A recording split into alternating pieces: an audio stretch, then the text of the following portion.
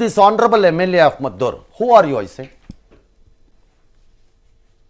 I have never seen you, nor met you. Who are you? ಏನು ಮೇಲಿಂದ ಇಳಿದು ಬಂದಿದ್ದೀರಿ ಅಂದ್ಕೊಂಡಿದ್ದೀರೋ ಏನು ನೀವು? ಜಾತಕ ಬರ್ಕೊಡೋಕ್ಕೆ ಎಲ್ಲರಿಗೂ ಫಸ್ಟ್ ಟರ್ಮಲ್ಲಿ ಎಲೆಕ್ಟ್ ಆಗಿದ್ದೀರಿ, ಗೌರವದಿಂದ ಜನರ ಕೆಲಸ ಮಾಡಿಕೊಂಡು ಅವರ ಪ್ರೀತಿ ವಿಶ್ವಾಸ ಉಳಿಸ್ಕೊಡೋ ಕಡೆ ಗಮನ ಕೊಡಿ. ಸರ್ಟಿಫಿಕೇಟ್ ಇಶ್ಯೂ ಮಾಡೋ ಕೆಲಸನ ಆಮೇಲೆ ಮಾಡೋರಂತೆ ನಿಮ್ಗೆ ಅನುಭವ ಬಂದಾಗ. Or if you think you are over experienced, then you will face it. Who are you and why are you interested? ನೀವೇ ನಿರ್ಮಾಪಕನ?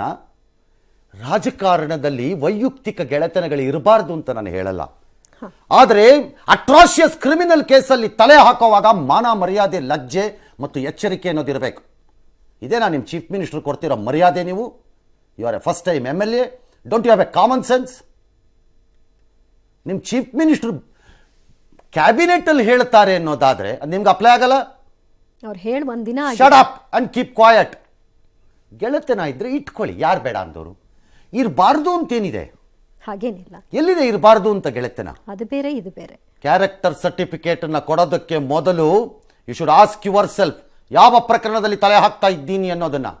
ಅವ್ರು ಮಾಡಿದ್ದಾರೆ ಅಂತ ಯಾರು ಹೇಳಿಲ್ಲ, ಅವ್ರ ಆರೋಪ ಅಷ್ಟೇ. ನಾಳೆ ಕೋರ್ಟ್ ಏನು ಹೇಳುತ್ತೋ ನನಗೂ ಗೊತ್ತಿಲ್ಲ. ಆದರೆ ಈ ಪ್ರಕರಣದ ತೀವ್ರತೆ ಮತ್ತು ಆ ಕ್ರೌರ್ಯತೆ ಬರ್ತಾ ಇರೋದು, you can't deny there is a murder. someone has done the murder. who is he? ಅವರು ಒಳ್ಳೆಯವರು ಅಂತ. ಈ ಉಳಿದಿದ್ದ 17 ಜನ ಏನು ಕಟಕರ? ಅದಕ್ಕೆ ಯಾಕೆ ಸರ್ಟಿಫಿಕೇಟ್ ಕೊಡ್ರಿ? ಅದಕ್ಕೂ MLA should know, he should shut up his mouth. Otherwise, fair, you face it.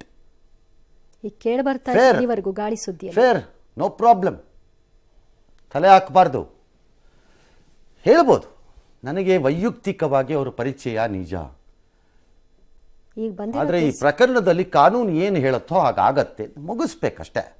ವೈಯಕ್ತಿಕ ಗೆಳೆತನಗಳಿದ್ದಾಗ ಇರಬಾರ್ದು ಅಂತ ಯಾವ ತಪ್ಪು ಇಲ್ಲ ನನ್ನ ಪ್ರಕಾರದಲ್ಲಿ. ಇನ್ವಾಲ್ವೇ ಆಗಿಲ್ಲ, ಅವ್ರಿಗೆ ಬುದ್ಧಿ, ಅವ್ರ ಬುದ್ಧಿನಿಲ್ಲ, ಅವರ ಕ್ಯಾರೆಕ್ಟರ್ ಎಲ್ಲ ಸ್ವಲ್ಪ ಸಿಡುಕ, ಸ್ವಲ್ಪ ಕುಡಿದು. Shut up and keep quiet. First ಕೊಟ್ಟಿರೋ ಆಶ್ವಾಸನೆಗಳನ್ನು ಮದ್ದೂರಿನಲ್ಲಿ ಈಡೇರಿಸೋ ಕಡೆ ಗಮನ ಕೊಡಿ, ಆಮೇಲೆ ಕುತ್ಕೊಂಡು ಜಾತಕ ಬರೆಯೋರಂತೆ. ಇತ್ತ ವಿಧಾನಸೌಧದ ಮುಂದೆ DCM ಹೋಗಿದ್ದಾರೆ ಯೋಗಕ್ಕೆ. ಅವ್ರು ಸರಿಯಾಗಿ ಮಾಡಿಲ್ಲ ಯೋಗನ.